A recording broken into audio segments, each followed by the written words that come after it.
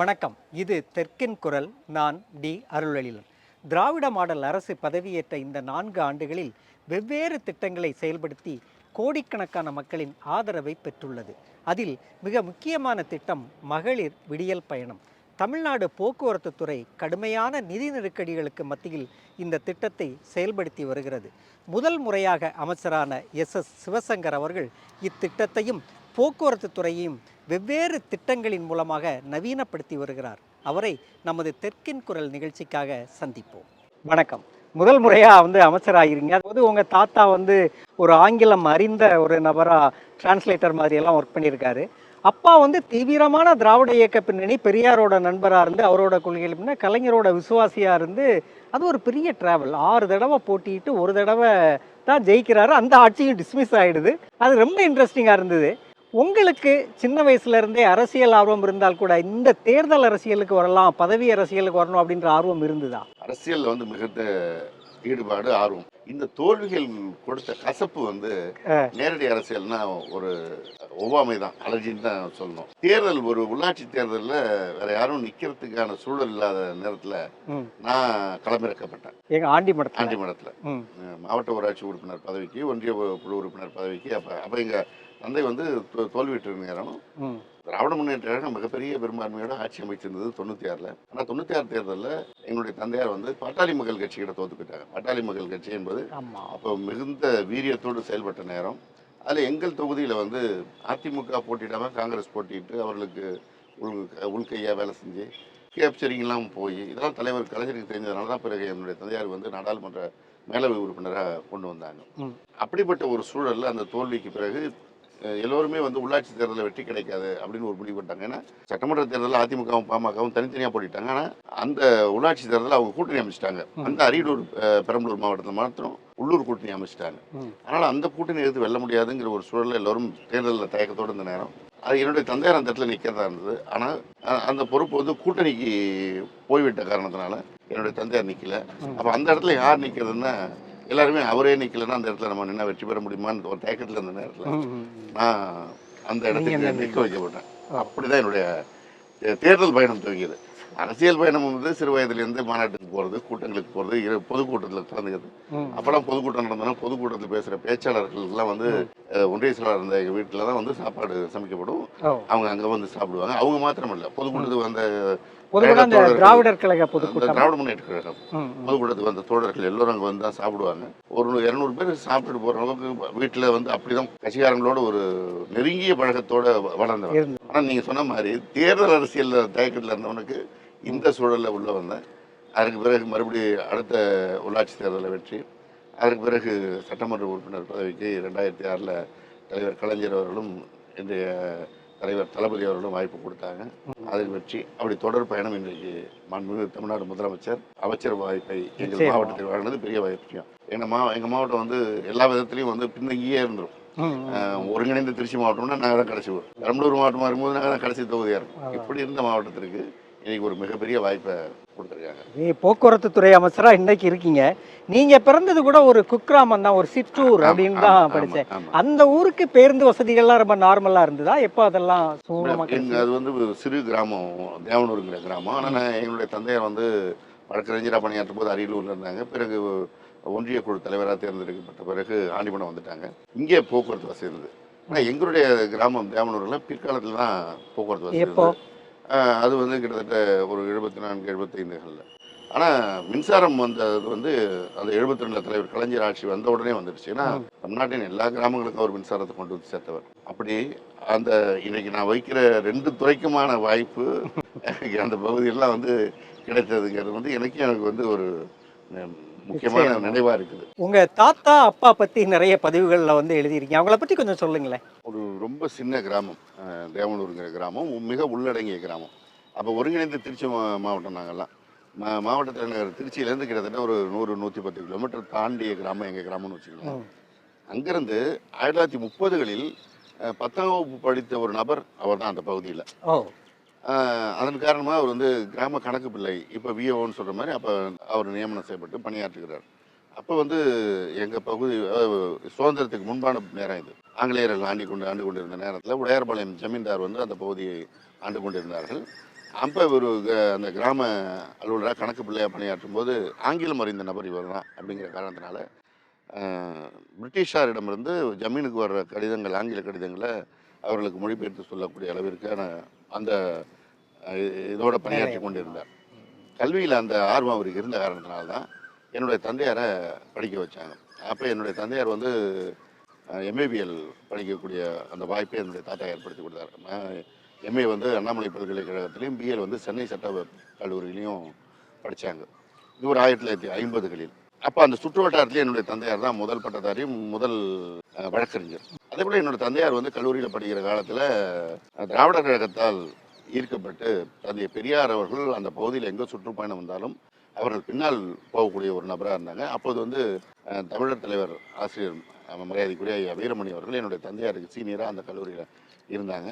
இப்படி அவர்கள் பயணம் என்பது திராவிடர் கழகத்தில் தந்தை பெரியாரின் விரல் பிடித்த பயணமாக தான் துவங்கியது. அப்போ கிராமத்தை சேர்ந்தவர்கள் வந்து படித்த ஒருவர் நம்முடைய ஊரில் சேர்ந்த ஒருத்தர் இருக்காருங்கிறனால போட்டி இல்லாமல் ஒரு ஊராட்சி மன்ற தலைவராக சமாதானப்படுத்தி அரசியலுக்கு கொண்டு வந்து தேர்ந்தெடுத்தாங்க. அப்புறம் அடுத்த தேர்தலில் ஒன்றிய குழு தலைவராக சுற்று வட்டாரத்தில் இருக்கின்ற கிராம ஊராட்சி தலைவர்கள் சேர்ந்து தேர்ந்தெடுத்தார்கள். அப்படி வந்த பிறகுதான் இந்த பொது வாழ்க்கைக்கு வந்த பிறகு திராவிடர் கழகத்தின் இருப்பதன் மூலமாக பணியாற்றுவதோட திராவிட முன்னேற்ற கழகத்தில் இருந்து பணியாற்றினால் மக்கள் பணி என்ன சிறப்பாக கொண்டு வர முடியும் அப்படின்னு தந்தை பெரியாராலே அறிவுரை வழங்கப்பட்டு திராவிட முன்னேற்ற கழகத்தில் இணைந்து பணியாற்றினாங்க. அதற்கு பிறகு ஒன்றிய செயலாளர், மாவட்ட துணை செயலாளர், மாவட்ட செயலாளர், சட்டமன்ற உறுப்பினர், நாடாளுமன்ற மேலவை உறுப்பினர் என்று தலைவர் கலைஞருடைய வழிகாட்டுதலோடு பணியாற்றினாங்க. அதான் உங்களோட ஒரு ஸ்பீச் ஒன்று கேட்டேன் ரீசெண்டாக. அதில் நீங்கள் ஒரு கட்சிக்காரன் அப்படின்ற ஒரு சிறுகதையை வந்து ரொம்ப ஸ்லாகிச்சு சொன்னீங்க. நானும் அந்த கதையை ரொம்ப முன்னாடி படிச்சிருக்கேன். ஒருத்தர் வெள்ளை துண்டு வெள்ளை வேட்டி சட்டையே போட்டுட்டு கட்சி மீட்டிங் போயிட்டு, அது எப்படி உங்களை இன்ஸ்பயர் பண்ணிச்சு அந்த கதை? ஒரு எளிமையான கட்சிக்காரர்களை பார்த்து வளர்ந்தோம். நான் வந்து கிராமத்தில் இருந்து என்னுடைய தந்தையாருடைய சாயல் வந்து அந்த கட்சிக்காரன் மாவட்ட செயலாளரில் வந்து சேர்ந்தது. ஆனால் இமயம் வந்து தற்போதைய ஒரு அமைச்சர் அவர்களை வந்து மையப்படுத்தி அவருடைய குணநலங்களை மையப்படுத்தி கட்சிக்காரர்கள் மீது அக்கறை கொண்டவராக, கட்சிக்காரர்களுடைய நலனை வந்து கவனம் செலுத்துவராக இருப்பவராக அந்த மாவட்ட செயலர் இருக்கிறவரை தான் அந்த கொண்டு வந்துடுவார். ஸோ அந்த சாயல் எனக்கு என்னுடைய தந்தையார் சாயல், இப்போ இருக்கிற அமைச்சரோட சாயல், இதெல்லாம் பார்க்கும்போது நம்மளும் அப்படி தான் இருக்கணும் அப்படிங்கிற அந்த இயல்போடு ஏற்கனவே இருந்தவனுக்கு நான் என்னாவே உணர்ந்தேன். அது உணர்ந்த காரணத்தினால தான் அந்த படித்து முடித்த உடனே நேராக இமயத்தனோட அவர் வீட்டுக்கே போய் விருதாச்சலம் போய் அவருடைய ஊருக்கு போய் அவருக்கு நன்றி சொல்லி பாராட்டி விட்டு வந்தேன். இப்படி ஒரு கதையை வந்து ஒரு சாதாரண கட்சிக்காரனுடைய கதையை வந்து பதிவு செய்வது என்பது எல்லாம் கதைன்னா வேற எதையோ எழுதுவது தான் இருக்குது. இயல்பாக வாழ்க்கையில் யதார்த்தமாக நடக்கிறத யாரும் எடுத்துருக்காரு. ஆனால் இமயம் அவர்கள் அந்த யதார்த்தங்களை அப்படியே வடித்து எடுத்திருந்தார். அதனால் அவரை போய் பார்த்து நன்றி சொல்லிட்டு வந்தேன். சார், முதல் முறையாக பிற்படுத்தப்பட்டோர் நலத்துறை, அதுக்கு பிறகு வந்து போக்குவரத்து துறை, மின்வாரியம், மின்சாரத்துறையும் பார்க்குறீங்க. இந்த 3 துறைகள்லையுமே உங்களுக்கு பிடிச்சதா எது இருந்தது? இல்லை அப்படி பார்க்க முடியாதா? வேற எப்படி பார்க்கறது இந்த பணிகளை? அப்படி பார்க்க முடியாது. ஏன்னா ஒவ்வொரு துறையும் ஒரு விதமான பணி, ஒரு விதமான சவால்கள் நிறைந்தது. பிற்படுத்தப்பட்ட ஒரு நலத்துறை என்பது ஒரு கல்வி சார்ந்த ஒரு துறையாக தான் செயல்படுகிறது. பள்ளி மாணவர்கள், கல்லூரி மாணவர்களுக்கு தங்கும் விடுதியை கொடுத்து அவர்கள் சிறப்பான கல்வியை பெறுவதற்கு ஒரு மிக முக்கிய பங்கினை ஆற்றுகின்ற துறையாக இருக்குது. சமூக நீதிக்கான காவல் ஒரு இந்த துறை தான் இன்றைக்கு செயல்பட வேண்டிய சூழல் இருக்குது. ஏன்னா அதுலேயும் எம்பிசியும் வந்துடும்ல? ஆமாம், எல்லாமே பிசி, எம்பிசி எல்லாம் வந்துடும். அதில் குறிப்பாக வந்து இடஒதுக்கீடு கொடுத்து பல்வேறு பிரச்சனைகள் அது எழுந்த நேரம் அதையெல்லாம் கையாளுகின்ற துறையாக அந்த துறை தான் இருந்தது. நான் அந்த துறைக்கு பொறுப்பேற்ற பொழுது அது ஒரு முக்கியத்துவம் வாய்ந்த துறை இல்லை அப்படிங்கிற மாதிரி மற்றவங்களெல்லாம் எண்ணிக்கொண்டிருந்த நேரத்தில் நான் வந்து இது வந்து மிக முக்கியத்துவம் வாய்ந்த துறை என்பதை நான் என்னுடைய மனதில் கொண்டு செயல்பட்டேன். ஏன்னா அந்த மாணவர்களுக்கு கல்லூரியில் படிக்கிறவர்களோ பள்ளியில் படிக்கிறவர்களோ படித்து விட்டு வந்து வீட்டுக்கு போனால் வேறு மாதிரி சூழல் இருக்கும். ஆனால் அந்த விடுதியில் வந்து அவங்க தங்கும்போது பெற்றோர் இல்லாத ஒரு சூழலில் அவங்களுக்கு ஒரு தயக்கமோ சங்கடமோ இல்லாமல் அவர்கள் இருக்கணுங்கிறதுக்கு நான் என்ன பண்ணேன், எல்லா விடுதிகளிலும் ஒரு நூலகம் துவங்குவதற்கு மாண்புமிகு முதலமைச்சர் இடத்துல அனுமதி பெற்று நூலகம் துவங்கணும். அப்புறம் ஒரு மினி ஜிம் தங்களுடைய உடல்நிலை பாதுகாப்பாக இருக்குது. ஏன்னா அவங்களுக்கு அங்கே வேறு எதுவும் பொழுதுபோக்கு கிடையாது. அந்த பொழுதுபோக்கு கிடையாதுங்கிறது காரணமாக அவங்க பொழுதுபோக்குவதற்கு எதையோ பேசி பல்வேறு தேவையில்லாத சச்சரவுகள், பேச்சுகள், இதெல்லாம் வந்து சண்டைகள்லாம் வரும். அப்படிங்கிற சூழலெல்லாம் மாற்றி அமைக்கணும். இன்னொரு பக்கம் இப்படி இந்த ஒரு நூலகம் அமைக்கும்போது அதில் இருக்கின்ற மாணவர்கள் ஒரு குறிப்பிட்ட சதவீதமாவது படித்து போட்டித் தேர்வுகளுக்கெல்லாம் தயாராகி வரலாம் அப்படிங்கிறதுக்காக அந்த முயற்சி எடுத்தேன். ஒரு நிறைவான பணியை அதில் செஞ்சேன். போக்குவரத்து துறை அப்படின்னா அது பொதுவாக தெரியும். ஒரு திட்டம் மகளிர் விடியல் பயணம். அது வந்து இன்னைக்கு நிறைவேற்றக்கூடிய திட்டங்களிலேயே முதன்மையான திட்டங்களில் அதுவும் ஒன்றா இருக்குது. ஆனால் போக்குவரத்து துறை கடுமையான நிதி நெருக்கடியில் இருக்குது அப்படின்றது பரவலாக இருக்கக்கூடிய, இதை எப்படி மேனேஜ் பண்ண முடியும்? அதாவது மிகுந்த சிக்கல் நிறைந்த நிதி நெருக்கடி நிறைந்த துறையாக இந்த துறை இருக்குது. நீங்கள் சொன்ன அந்த விடியல் பயணத்திற்கு மகளிருக்கான கட்டணமில்லா பயணத்தை நம்முடைய முதலமைச்சர் அவர்கள் வழங்கிய காரணத்தினால்தான் இன்றைக்கு இந்த துறை நிதி நெருக்கடியிலேருந்து தப்பி மெல்ல மெல்ல வெளியே வந்திருக்கு. எப்படி அதுன்னு உங்களுக்கு சந்தேகம் வரலாம். இந்த துறையில் இந்த பயணம் செய்கின்ற பெண்களுக்கான கட்டணத்தை மாண்புமிகு முதலமைச்சர் அவர்கள் அரசின் சார்பாக வழங்கி விடுகிறார். இதுவரைக்கும் இருந்த பயணத்தை விட இப்பொழுது பயண விகிதம் அதிகரித்து விட்டது. மகளிருக்கு இந்த கட்டணமில்லா பயணம் கொடுத்த காரணத்தினால அவங்க ஒரு 39-40% பேர் பயணம் செய்தார்கள். இன்றைக்கு 68% பேர் பயணம் செய்கின்ற அளவிற்கு. நான் ஒரு அதிகாரிகிட்ட பேசிட்டு இருந்தேன். 100 பேர் ஒரு பேருந்தில் பயணித்தால் அதுல 70 பேர் மகளிர். இப்ப அந்த கட்டணம் உறுதியா வந்து நமக்கு அரசிடம் இருந்து நம்ம போக்குவரத்து துறைக்கு வந்துடுது. இப்படி வர்ற காரணத்தினால கடந்த காலங்களில் 1ஆம் தேதி சம்பளம் கொடுக்க முடியாத நிலையெல்லாம் இருந்தது கடந்த ஆட்சியில். இன்றைக்கு அந்த நிலையே கிடையாது. இன்றைக்கும் பக்கத்தில் இருக்கின்ற மாநிலங்களில் மாதம் முதல் தேதி சம்பளம் கொடுப்பது கிடையாது. 10 நாள் 15 நாள் கழித்து கொடுப்பது, 2 மாதம் கழித்து கொடுப்பதுங்களாம் நிலைமை இருக்கு. ஆமாம். ஆனால் தமிழ்நாட்டில் இன்றைக்கு அந்த நிலை இல்லாமல் இருப்பதற்கு காரணம் இந்த மகத்தான திட்டம். இந்த திட்டத்தின் மூலமாக ஒரு பக்கம் எப்படி பெண்களுக்கு ஒரு மறுவாழ்வு, ஒரு மறுமலர்ச்சி ஏற்பட்டிருக்கிறதோ அவர்களுடைய வாழ்க்கையில், அதே போல் போக்குவரத்துறையிலும் ஒரு மிகப்பெரிய மறுமலர்ச்சி ஏற்பட்டிருக்கு. இன்னும் சிறப்பாக கொண்டு போகணுங்கிறதுக்கு அதில் இருந்த சின்ன சின்ன இடர்பாடுகளே முதலமைச்சர் என்ன இடர்பாடுகள்? அந்த ஏற்கனவே வந்து டிரைவர் கண்டக்டர்களுக்கு வந்து ஓடுகின்ற பயணங்களுக்கு ஏற்ப பேட்டா வழங்கப்படும். ஆமாம், அது ஒரு ஆமாம். முதல் முறையாக இதை கொண்டு வரும்போது அவர்களுக்கு பேட்டா வழங்குகின்ற அந்த சிந்தனை எழாமல் இருந்துவிட்டது. அது அவங்களுக்கு ஒரு சங்கடத்தை ஏற்படுச்சு. நம்ம வந்து அவங்களுக்கு இலவசமாக பயணம் செய்வதற்கு நம்ம துணையாக இருக்கிறோம், ஆனால் நமக்கு ஏற்கனவே கிடைச்ச பேட்டா கிடைக்காம போச்சு. அப்புறம் முதலமைச்சர் கவனத்துக்கு கொண்டு போனோன்னு, இல்லை தொழிலாளர்கள் பாதிக்கப்பட்டு விடக்கூடாது, இந்த துறைக்கு லாபம் இதுதான், இது வந்த பிறகுதான் இந்த துறை வந்து இன்னைக்கு சிறப்பாக செயல்படுது அப்படிங்கிறது புரிய வச்சு. லாபம் அப்படின்னு சொல்றீங்க? ஆமாம். இன்றைக்கு வந்து கடந்த காலங்களை விட இப்பொழுது வந்து பயண எண்ணிக்கை கூடியிருக்கிற காரணத்தினால நமக்கு வந்து தொகை உறுதிப்படுத்தி வந்துட்டு இருக்கு. அந்த தொகை உறுதிப்படுத்தப்பட்டு வந்து கொண்டிருக்கின்ற தொகை வர்றதுனால தான் நாம் இந்த துறையில் வந்து சம்பளம் முதல் தேதியில் கொடுக்கக்கூடிய ஒரு வாய்ப்பு வந்திருக்கு. இந்த திட்டம் சிறப்பாக செயல்படணுங்கிறதுக்கு அதிமுக ஆட்சியில் அதிக பேருந்துகள் வாங்காமல் போயிருந்த நிலையை மாற்ற வேண்டும்னு முதலமைச்சர் அவர்கள் முடிவெடுத்து புதிய பேருந்துகள் வாங்குவதற்கு நிதி ஒதுக்கி இன்றைக்கு புதிய பேருந்துகள்லாம் வாங்கப்படும். எவ்வளவு பேருந்துகள்? 11,000 பேருந்துகள் வாங்குவதற்கு முதல்வர் உத்தரவிட்டிருக்காங்க. 5,000 பேருந்துகள் இப்பொழுது மக்கள் பயன்பாட்டிற்கு வந்து விட்டிருக்குது. மீதி பேருந்துகள் படிப்படியாக இன்னும் 6 மாதத்திற்குள் மக்கள் பயன்பாட்டிற்கு வந்துவிடும். இப்படி இந்த துறை இன்றைக்கு ஒரு சீரமைக்கப்பட்ட நிலைக்கு நம்முடைய முதல்வர் அவர்கள் தான் வந்து இதை எடுத்து அவர்கள் புரிய வைத்த பிறகு இன்றைக்கு அந்த சிக்கல்கள் இல்லாமல் சிறப்பாக செயலாற்றி கொண்டிருக்கிறாங்க. இன்னொரு பக்கம் அவருடைய ஊதியம் குறித்த பேச்சுவார்த்தை நடத்தணும். ஊதிய ஒப்பந்தம், அவர்களுடைய ஊதிய உயர்வுக்கு அதிமுக ஆட்சி காலத்தில் அது நடத்தல. 3 ஆண்டுகளுக்குள்ள அந்த பேச்சுவார்த்தை நடத்தணும். 3 ஆண்டுகளுக்குள்ள அவங்க பேச்சுவார்த்தையை நடத்தாமல் 23 முறை தொழிற்சங்கங்களை கூட்டி வைத்து பேசி அந்த பேச்சுவார்த்தை தோல்வியடைந்து 23 முறையும் முடிஞ்சு அதுக்குள்ள அவங்க ஆட்சியே முடிய நாள் வந்துச்சு. ஒரு இடைக்கால நிவாரணத்தை அறிவித்துட்டு தேர்தலுக்கு போயிட்டாங்க. அந்த பேச்சுவார்த்தையை நம்முடைய தமிழ்நாடு முதலமைச்சர் திராவிட மாடல் முதல்வர் தலைமையில் அந்த ஆட்சி அமைந்த பிறகுதான் வெற்றிகரமாக பேச்சுவார்த்தையை முடித்தோம். பேச்சுவார்த்தையை முடித்து 5% ஊதிய உயர்வை வழங்கணும். அப்போ கடந்த ஆட்சி காலத்தில் இன்னொரு பெரிய சிக்கலை உண்டாக்கி வச்சிருந்தாங்க. தலைவர் கலைஞர் அவர்கள் இதை போக்குவரத்து துறையில் பணியாற்றுகின்ற ஊழியர்களுக்கு ஒரு 16 விகிதத்தில் சம்பளம் வழங்குவதற்கான திட்டத்தை கொடுத்துட்டு போயிருந்தார். அதாவது சீனியர் ஜூனியருங்கிற வித்தியாசத்தோடு. அதிமுக ஆட்சி காலத்தில் அதை சீர்குலைச்சிட்டாங்க. ஒரு 7-8 விகிதமாக குறைச்சிட்டாங்க. அப்போ தற்சமயத்துக்கு பணிக்கு சேர்ந்தவரும் நீண்ட நாளுக்கு முன்னாடி பணிக்கு சேர்ந்தவரும் கிட்டத்தட்ட சமமாக சம்பளம் வாங்குகிற நிலைமை, ஒரு மோசமான நிலைமை இருந்தது. அந்த நிலையை வந்து மாற்றணும், பழையபடி கலைஞர் கொடுத்த பே மேட்ரிக்ஸ் அப்படிங்கிற முறையை கொண்டு வரணுங்கிறது தான் தொழிற்சங்கங்களுடைய கோரிக்கையாக இருந்தது. அதையும் முதல்வர்களுடைய கவனத்திற்கு கொண்டு போனோம். அந்த பே மேட்ரிக்ஸ் முறையில் கொடுத்தா ஒவ்வொரு மாதத்திலும் 40 கோடி கூடுதலாக செலவாகுங்கிற நிலைமை இருந்தது. அதனால் நிதித்துறையில் ஒரு தயக்கம் இருந்தது. இவ்வளவு செலவு பண்ணோம்னா இப்போ இருக்கிற சூழலில் சரியாக வருமா அப்படின்னு முதல்வர் சொல்லிட்டாங்க. அவர் உழைக்கிற தொழிலாளர்கள் அவசியம் அதை கொடுத்தாகணும், நிறுத்தக்கூடாது அப்படின்னு சொல்லி.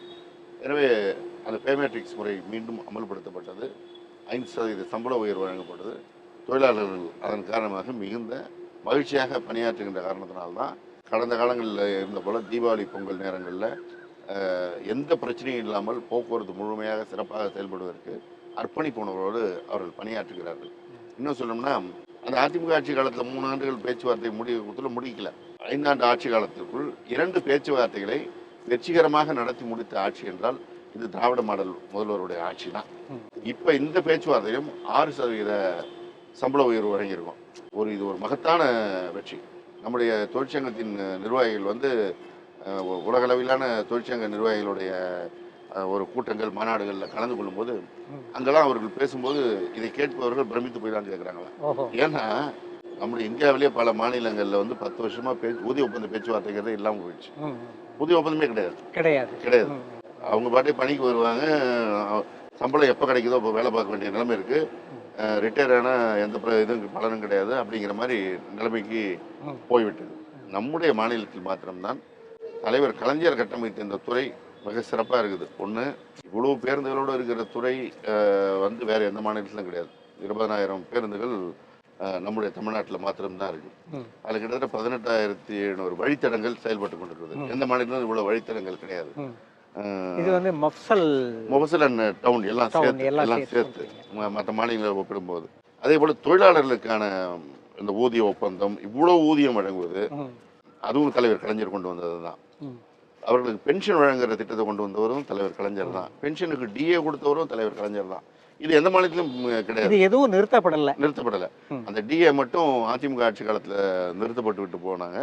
அதை இப்பொழுது நாம் மீண்டும் வழங்கி கொண்டிருக்கின்றோம். கிட்டத்தட்ட தொழிலாளர்களுடைய கோரிக்கைகள் அத்தனையும் நிறைவேற்றி அவர்களுடைய மனம் கவர்ந்த ஒரு துறையாக இன்றைக்கு இந்த துறை இருக்குன்னா முதல்வர் அவர்கள் இந்த துறைக்கு வழங்குகின்ற ஆதரவும் அவர் கொடுக்கின்ற தைரியமும் தான். சென்னையில் ரொம்ப பழைய பேருந்துகள் ரொம்ப மோசமாக ஓடிட்டு இருந்தது ஒரு பீரியட்ல. இப்போ நிறைய நவீன பேருந்துகள் புதுசா வருது. இதுலயே ஒரு 4-5 விதமான பேருந்துகள் நிக்குது. இதெல்லாம் கடந்த ஆட்சி காலங்களில் இருந்த பேருந்துகள். அது அந்த மினி பேருந்து, இது நகர பேருந்து, இது டீலக்ஸ் பேருந்து, அது ஏசி பேருந்து, இது இயங்கிட்டு இருந்தது. இந்த நகர பேருந்தில் தான் நம்ம பெண்களுக்கு விடியல் பயணம் திட்டம் கொண்டு வந்தோம். அப்போ தொலைதூரத்துலேருந்து வரும்போது என்ன பேருந்து வருதுன்னு தெரியல, எங்களுக்கு அது ஃப்ரீ பஸ்ஸாக தெரியல, போல வரலன்னு ஒரு கம்ப்ளைண்ட் இருந்தது. நான் உடனே என்ன பண்ணேன், மகளிருக்கான அடையாளமாக இந்த பிங்க் நிறத்தை மட்டும் முன்புறம் மட்டும் அடித்து அடையாளப்படுத்தினேன். ஏன்னா அவங்களுக்கு தேவை, தூரத்துலேருந்து பஸ் வரும்போது இந்த நிறத்தில் பார்த்தா தெரியணும். இதை தான் எடப்பாடி இப்போவும் கிண்டல் பண்ணார். இப்போ சுந்தரா டிராவல்ஸில் போகும்போது லிப்ஸ்டிக் பஸ் விட்டாருனாரு. நான் சொன்னேன், ஆமாம் லிப்ஸ்டிக் பஸ் தான், பெண்களுக்கு அடையாளம் தெரிவதற்கு கொண்டு வந்தோம். இந்த பேருந்து வண்ணத்தை முழுவதும் பூசி அரசுக்கு தேவையில்லாத செலவு ஏற்படுத்த வேண்டிய அவசியம் இல்லை. அடையாளப்படுத்துறதுனால அந்த பேருந்துகளை மாற்றவும் போகிறோம் அடுத்தடுத்த கட்டத்தில். அதனால் முன்பக்கம் மட்டும் அடித்தோம். இது டீலக்ஸ் பேருந்து, இது ஏசி பேருந்துன்னு அப்போ செயல்படுந்தது. இந்த பேருந்துகளை தான் நம்முடைய மாண்புமிகு முதலமைச்சர் அவர்கள் இன்றைக்கு ஒரு மிகப்பெரிய மாற்றத்திற்கு உட்படுத்தி சிறப்பான புதிய பேருந்துகளை அறிமுகப்படுத்தியிருக்கிறாங்க. அந்த லிப்ஸ்டிக் பஸ்ஸு அப்படின்னு சொல்கிற அந்த டவுன் பஸ் நகர பேருந்துகளை மாற்றி இன்றைக்கு முழுவதுமாக ஒரு நீல நிற பேருந்துகளாக இன்றைக்கு தமிழ்நாடு முழுவதும் ஒட்டுமொத்தமாக இயங்குகின்ற ஒரு சூழலை கொண்டு வந்திருக்கிறாங்க. அந்த பேருந்து தான், அந்த நீல நிற பேருந்து இப்பொழுது பெண்களுடைய விடியல் பயணத்திற்கு அதுதான் பயன்படுத்தப்படுகிறது. இப்போ இந்த நீல நிற பேருந்து அட்வான்ஸ் இன்னைக்கு BS6 மாடல்னு சுற்றுச்சூழல் மாசுக்கு பாதகம் விளைவிக்காத அந்த பேருந்துகள் வந்துருக்கு இல்லைங்களா, அந்த பேருந்துகள் இன்றைக்கு பயன்பாட்டிற்கு வந்துவிட்டது. தமிழ்நாடு முழுவதும் இப்போ இந்த நீல நிற பேருந்துன்னா நகர பேருந்து, கட்டணமில்லா விடியல் பயணம் மேற்கொள்கின்ற பேருந்துன்னு மக்களுடைய மனநிலைக்கு வந்துச்சு. புறநகர் பகுதியில் சென்னை தாண்டி மற்ற பகுதிகளில் ஒரு மஞ்சள் நிற பேருந்து விட்டுருக்கோம், அது புறநகர் பேருந்து. இப்போ இதை தாண்டி தாழ்தர பேருந்துகளும் நம்முடைய மாண்புமிகு முதலமைச்சர் அவர்கள் இந்த பேருந்துகளை அறிமுகப்படுத்தினாங்க. இன்றைக்கு மாற்றுத்திறனாளிகளுக்கு, வயது முதிர்ந்தோர்களுக்கு, அவர்களுக்கு போவதற்கு எளிமையான ஒரு வாய்ப்பை ஏற்படுத்தி கொடுக்கின்ற பேருந்துகளாக இந்த பேருந்து முதலா மாற்றுத்திறனாளிகளுக்கான அந்த தாழ்தள பேருந்து இப்பதான் முதலா முன்னாடி மிக குறைவான எண்ணிக்கையிலிருந்து இன்றைக்கு அதிக எண்ணிக்கையில் இந்த பேருந்துகள் மக்கள் பயன்பாட்டிற்கு வந்துருச்சு. இந்த பேருந்துகள் மாத்திரம் இல்லாமல் அடுத்த கட்டத்திற்கு நகரணும் அப்படிங்கும்போது தான் நம்முடைய முதல்வர் என்ன பண்ணாங்க, சுற்றுச்சூழலை பாதுகாக்கின்ற அளவிற்கு மாசுபாடு குறைப்பதற்கான வழி என்ன அப்படிங்கும்போது டீசல் பேருந்துகளை குறைத்து மின்சார பேருந்துகளை அறிமுகப்படுத்தினால் அந்த சூழல் மாறி அமையும். ஏன்னா நம்ம டெல்லியை பார்க்குறோம், இன்றைக்கு அங்கே வந்து டெல்லி வந்து வருடத்தில் ஒரு 3-4 மாதங்கள் வந்து நிச்சயமா shut down மாசு பண்ணிடுறாங்க. அதிகரித்து ஷட்டவுன் பண்ணுறாங்க. போக்குவரத்தையே வந்து மாற்றி அமைச்சிடுறாங்க, குறைச்சிடுறாங்க. அப்படி ஒரு காலம் சென்னையில் வந்து விடாமல் தடுப்பதற்கு இப்பொழுதே நம்முடைய முதல்வர்கள் அந்த பணியை துவங்கிட்டாங்க. அதில் தான் இந்த 2 மின்சார பேருந்துகளும் அறிமுகப்படுத்தப்பட்டிருக்கு. கடந்த மாதம் ஒட்டுமொத்தமா அதை விட வித்தியாசமா இருக்கு. வித்தியாசமாக இருக்குது. ஜூன் மாத இறுதியில் மாண்புமிகு முதலமைச்சர் அவர்கள் வியாசர்பாடியில் இந்த பேருந்துகளை 120 பேருந்துகளை முதலில் மக்கள் பயன்பாட்டிற்கு கொண்டு வந்தார்கள். இப்போ இது வந்து நம்ம மத்திய பணிமனைன்னு சொல்லுவோம், சென்ட்ரல் டெப்போன்னு.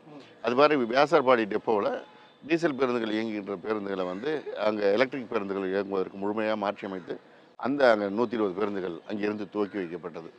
அதற்கு அடுத்த கட்டமாக கடந்த வாரத்தில் நம்முடைய மாண்புமிகு துணை முதலமைச்சர் அவர்கள் இந்த பேருந்தை அறிமுகப்படுத்தினார்கள். இது வந்து மின்சாரத்தில் இயங்குகின்ற ஏசி பேருந்து. இந்த பேருந்தை பார்த்துட்டு இப்போ புதுசாக இன்றைக்கி சென்னையிலேருந்து பலரும் வெளிநாடு போனவங்க கேட்குறாங்க, லண்டன் பஸ் மாதிரி இருக்குது, லண்டனில் வந்து இயங்குகிற பஸ் மாதிரி இருக்குதுன்னு சொன்னாங்க. லண்டனில் வந்து முழுமையாக வந்து இந்த பேருந்துகள் தான், மின்சார பேருந்துகள் தான் இயங்குது. இன்றைக்கு உலக அளவிலான தரத்தோடு இந்த பேருந்துகள் தமிழ்நாட்டில், அது மிக குறிப்பாக சென்னையுடைய பின்தங்கிய பகுதியாக இருக்கிற வடசென்னை பகுதியில் துவக்கி வைக்கப்பட்டு, அடுத்து இந்த பேருந்துகள் துவக்கி வைக்கப்பட்டதும் பெரும்பாக்கமும் வந்து தென் சென்னையில் தான் இருக்க ஒழிஞ்சு, அதுவும் வந்து மிகவும் ஒரு உள்ளடங்கிய பகுதி. அங்கே இருக்கிற மக்களும் இந்த சமூகத்தின் அடித்தளத்தில் இருக்கின்ற மக்கள், அவர்கள் பகுதியில் தான் இன்றைக்கு 55 ஏசி பேருந்துகளும் 80 குளிர்சாதன வசதி இல்லாத சாதாரண பேருந்துகளும் இயக்கி வைக்கப்பட்டிருக்கு. 135 பேருந்துகளை நம்முடைய துணை முதலமைச்சர் அவர்கள் துவக்கி வைத்தார்கள்.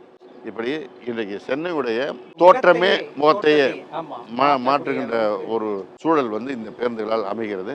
நீங்கள் வந்து அண்ணா சாலையில் இந்த பேருந்தை பார்க்கும்போது, தொலைதூரத்துக்கு பார்க்கும்போது ஒரு சிறப்பான ஒரு கவனத்தை இருக்கக்கூடிய இதாக இருக்குது. ஸோ இப்போ தான் சமூக வலைதளங்களில் அந்த செய்திகள் வந்து கொண்டிருக்கிறது. ஏற்கனவே வந்து ஏர்போர்ட்டுக்கு பேருந்துகள் வசதி இல்லாமல் இருந்தது. இப்போ நம்முடைய முதலமைச்சர் உத்தரவிட்டு தான் ஏர்போர்ட்டுக்கும் நம்ம வந்து பேருந்து வசதியை கொடுத்துருக்கோம். வெளிநாடுகளில் கடைநிலை ஊழியர்களாக பணியாற்றுவர்கள் இங்கே வரும்போது அதிக கட்டணத்தில் டாக்ஸி எடுத்துகிட்டு போகிற நிலைமை இன்றைக்கு மாறி இருக்கு. அதில் அவங்க பயணித்து விட்டு நாங்கள் வந்து வெளிநாடுகளில் பயணித்த உணர்வோடு இப்போது இங்கே பயணிக்கிறோம் அப்படின்ட்டு சமூக வலைதளங்களில் செய்தி வெளியிடுகின்ற அளவிற்கு இந்த பேருந்துகள் மாற்றத்தை ஏற்படுத்தியிருக்கு. இப்போ இந்த பேருந்துடைய முக்கியத்துவமே நீங்கள் பார்க்க வேண்டியது வந்து இதுதான். மாற்றுத்திறனாளிகள் வரும்போது இந்த போர்டு எடுக்கப்பட்டு திறக்கப்படும்.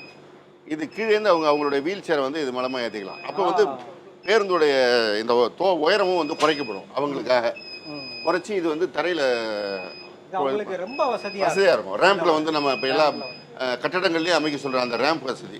அடுத்தது அந்த அவங்களுடைய வீல் சேரை கொண்டு வந்து இந்த இடங்களில் நிறுத்தி லாக் பண்ணிடுவோம். லாக் பண்ணி அந்த ஹேண்டிலோடு அவங்க பிடிச்சிட்டு உட்கார மாதிரி அவங்க டைப் பண்ணிவிடுவாங்க. ஸோ பாதுகாப்பாக அவங்க பயணிக்கிறதுக்கு இந்த பேருந்தில் இந்த வசதியும் கொடுக்கப்பட்டிருக்கு. அதே போல் ஒவ்வொரு சீட்லேயும் பார்த்தீங்கன்னா சீட் பெல்ட்டோட வசதி கொடுக்கப்பட்டிருக்கு. பயணிக்கிறவர்கள் பாதுகாப்பாக பயணிக்கணும் அப்படிங்கிறதுக்கு. அதே போல் பெண்கள் வந்து எதுவும் அவர்களுக்கு பிரச்சனைனா அழுத்துவதற்கு அவசர கால பொத்தான் வழங்கப்பட்டிருக்கு. ஒரு எமர்ஜென்சி அப்படின்னா அந்த ஹேமர் கை சுற்றி எடுத்து கண்ணாடியை உடைச்சிட்டு வெளில போகிறதுக்கு ஏதோ ஒரு சூழல் அப்படின்னா அதற்கான வசதி.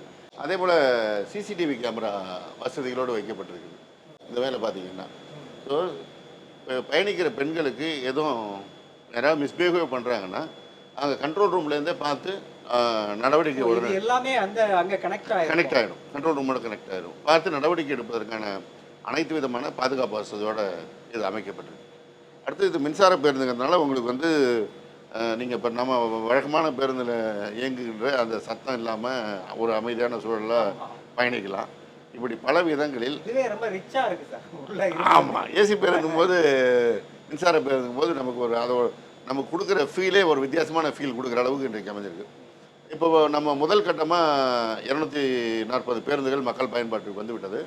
முதல் சுற்று நம்ம வாங்குகிற பேருந்து 625 பேருந்து மின்சார பேருந்து. அடுத்து ஒரு 600 பேர் வந்து வாங்குகிறோம். இப்படி மெல்ல அடுத்தடுத்த கட்டங்களில் இந்த பேருந்துகள் வரும்போது சென்னை மாநகரம் முழுவதும் ஒரு சிறப்பான பயணத்தை கொடுக்கின்ற வாய்ப்பு இருக்கும். எடப்பாடி பழனிசாமி அவர்கள் நீண்ட காலமாக உங்களை அடிக்கடி அட்டாக் பண்ணுறாரு. இப்போ சுற்றுப்பயணம் போயிருக்காரு. அவரோட அந்த சுற்றுப்பயணத்தையும் அவருடைய பேச்சையும் வந்து நீங்கள் எப்படி பார்க்குறீங்க? அவருடைய பேச்சு வந்து எல்லா நேரங்கள்லையும் ஒரு சிறுபிள்ளைத்தனமான பேச்சு தான் இருக்கும். ஒரு முதலமைச்சராக இருந்த தகுதிக்கு பேசுறது இல்லை. திராவிட முன்னேற்ற அடுத்த நிலையில் இருக்கிற கட்சி அதுதான். அப்படி ஒரு பொதுமக்கள் பார்த்து யோசிக்கிற அளவிற்கு இருக்கின்ற ஒரு கட்சியுடைய தலைவராக, ஒரு முன்னாள் முதலமைச்சராக அவர் பேசுவதே கிடையாது. அதுதான் ரொம்ப தரம் தாழ்ந்து பேசுகிறார். முதல்வரெல்லாம் அவர் பேசுகிற வார்த்தைகள் வந்து நம்மளாம் சீண்டுகிற அளவுக்கு தான் இருக்குது. கொள்கை ரீதியாக ஏதாவது பேசுகிறாருன்னா அது இருக்கவே மாட்டேங்குது. எது தேவையில்லாத வார்த்தைகளோ அந்த வார்த்தைகளை பயன்படுத்துவது தான் அவர் வந்து, அதாவது கீழே இருக்கிறவர்களை உணர்வை தூண்டி விட்டு அதன் மூலமாக லாபம் சம்பாதிக்கலாங்கிற நோக்கம் தான் அவருக்கு இருக்க வேண்டிய. இது ஒரு பேரறிஞர் அண்ணா அவர்கள் வளர்த்த கட்சி, எப்படி நாகரிகத்தோடு கருத்துக்களை வைக்கணும் அப்படிங்கிற எண்ணமே அவருக்கு இல்லை. தலைவர் கலைஞர் எவ்வளவு கோபம் இருந்தாலும் ஒரு நாளும் எதிரில் இருப்பவர்கள் மனம் புண்பாடாத வகையில் தான் பேசுவார். இன்னும் சொல்லப்போனால் அவர் வந்து தலைவராக அவருக்கு இருந்தாரோ இல்லையோ, எம்ஜிஆர் அவர்கள் கூட தலைவர் கலைஞரை யாராவது தரக்குறைவாக பேசிட்டா கண்டிப்பாக இருந்தாங்க. அப்படிப்பட்ட இடத்துல இருந்துவிட்டு அவர் பேசுகிற பேச்சு வந்து ஒரு தகுதிக்கானதா, அவருடைய தலைவர் பகுதிக்கான உகந்ததா இல்லை. பிஜேபியில் இருந்த சில பேர் தகுதியற்ற முறையில் பேசுவாங்க. இப்போ அதில் ஒரு வெற்றிடம் ஏற்பட்டிருக்கு, அதை ஒரு நிரப்புறாரோ? நல்லா கேட்டீங்க, சரியாக தான் தோணுது எனக்கு. பிஜேபியில் இருக்கிறவங்க அட்டென்ஷன் சீக்கிங்கிற அந்த அடிப்படையில் எதையாவது தாறுமாறாக பேசினா நம்ம மீது கவனம் வராதா, அதை வைத்து தினைக்கும் ஊடக வெளிச்சம் கிடைக்காதான்னு பேசி கொண்டிருந்தாங்க. அந்த இடம் காலி ஆயிடுச்சு. அந்த இடத்த வந்து பிடிச்சா தினைக்கும் ஊடக தலைப்பில் வந்துடலான்னு நினச்சி அவர் பேசுகிறார். ஏன்னா கொள்கை ரீதியாகவோ ஒரு விமர்சனம் வைத்தால் அதுக்கு வந்து பெரிய வேல்யூ இல்லாமல் இருக்கும். ஏன்னா அவர் பெருசாக இந்த ஆட்சி மீது பெரிய சொல்லுகின்ற குற்றங்கள் வந்து ஏற்றுக்கொள்ள முடியாத, சும்மா பேசணுங்கிற வாதத்துக்கு சொல்கிறாருங்கிற மாதிரி தான் இருந்துட்டு இருக்கு. அதனால் யாரும் கவனம் செலுத்த மாட்டாங்க. அதனால் இப்படி பேசுனா, தனித்த வார்த்தைகளை போட்டு பேசுனா கவனம் கிடைக்கும். நான்காம் தரம் பேச்சாளர்கள் மாதிரி தான் அவர் பேசுகிறார். வெவ்வேறு கேள்விகளுக்கு ஆழமாகவும் அர்த்தபூர்வமாகவும் பதில் சொன்னீங்க. ரொம்ப நன்றி. நன்றி, மகிழ்ச்சி.